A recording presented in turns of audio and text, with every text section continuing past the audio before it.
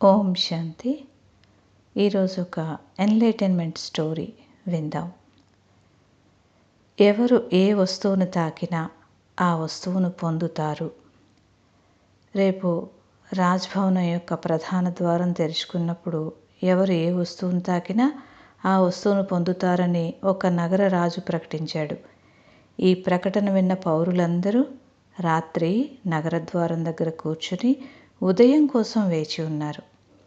బంగారాన్ని ముట్టుకుంటాను అని కొందరు, విలువైన ఆభరణాలు ముట్టుకుంటానని మరికొందరు, గుర్రాలంటే ఇష్టమని కొందరు, ఏనుగులను ముట్టుకుంటానని కొందరు, ఆవులను ముట్టుకుంటానని మరికొందరు అనుకున్నారు. ఆ సమయంలో రాజభవనం ద్వారం తెరుచుకోవడంతో అందరూ తమకిష్టమైన వస్తువును తాకేందుకు పరుగులు తీశారు. ప్రతి ఒక్కరూ తమకిష్టమైన వస్తువును ముందుగా తాకాలని తొందరపడ్డారు. నాకంటే ముందు మరొకరు తమకు ఇష్టమైన వస్తువును ముట్టుకుంటారేమో అని అందరూ భయపడ్డారు. రాజు తన సింహాసనం మీద కూర్చుని అందరినీ చూస్తూ తన చుట్టూ జరుగుతున్న సందడిని చూసి నవ్వుతూ ఉన్నాడు. కొందరు ఒక వస్తువును, మరికొందరు మరో వస్తువును తాకారు. ఆ సమయంలో గుంపులోంచి ఒక చిన్న అమ్మాయి వచ్చి రాజు దగ్గరికి వెళ్ళడం ప్రారంభించింది. ఆ అమ్మాయిని చూడగానే రాజు ఆలోచనలో పడ్డాడు. ఈ అమ్మాయి చాలా చిన్నది, ఏదో అడగడానికి వస్తున్నదేమో అని అనుకున్నాడు. ఆ అమ్మాయి మెల్లగా రాజు దగ్గరికి వెళ్ళి తన చిన్ని చేతులతో తాకింది.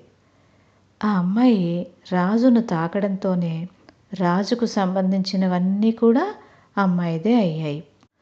రాజు ఆ వ్యక్తులకు అవకాశం ఇచ్చినట్టే దేవుడు కూడా మనకు ప్రతిరోజు అవకాశం ఇస్తాడు.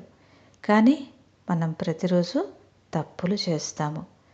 భగవంతుడిని తాకడం లేదా పొందడం కాకుండా భగవంతుడు సృష్టించిన ప్రాపంచిక వస్తువులను మనం కోరుకుంటాం మరియు వాటిని పొందడానికి ప్రయత్నిస్తాం. కానీ దేవుడు మనవాడైతే అతను సృష్టించిన ప్రతిదీ కూడా మనదే అవుతుంది అని మనం ఎప్పుడూ అనుకోము. దేవుడు కూడా తల్లి లాంటివాడు.